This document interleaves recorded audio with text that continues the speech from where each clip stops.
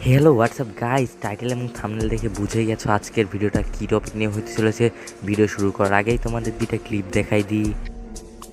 অভিনয় অভিনয় অভিনয় অভিনয়ের জন্য আবদুল কাকু সরি অভিনয় ভাই সেরা রে। শুধু কি গাইস অভিনয় না না না না, এর পাশাপাশি বিশ্বের সেরা বাটপার, বিশ্বের সেরা বেঈমান, এর পাশাপাশি সেরার সেরা মিথ্যাবাদী, সবকিছুর জন্য আমাদের আবদুল কাকু অভিনয় ভাই। শত্রু হলে প্রতিশোধ নিতাম, কিন্তু মানুষগুলো তো আমারই আপন ছিল। এই ছিল, এখন আর নাই ব্রাদার। 48 মিনিটের অভিনয়ে বহুত অপবাদ আমায় দিছ। ভাবছো কি আমি হেরে গেছি? আমি হারাই গেছি? নো ব্রাদার, আমি হারাই নাই, আমি আসি। ইনশাল্লাহ আমার হকের জন্য আমি লড়বো, আর ইনশাল্লাহ এই লড়াইতে আমিই জয় হব, কারণ আমি সত্য কথা বলেছি।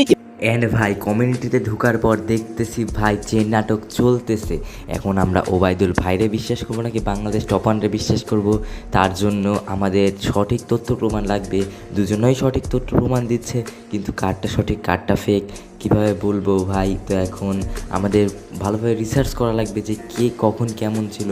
আমরা বাংলাদেশ টপানকেও শুরুর থেকে দেখেছি, ওবায়দুল ভাইকেও শুরুর থেকে দেখেছি, কিন্তু ওবায়দুল ভাইয়ের এই রূপটা আমরা দেখতে পারবো এটা আমরা কখনো আশাই করিনি।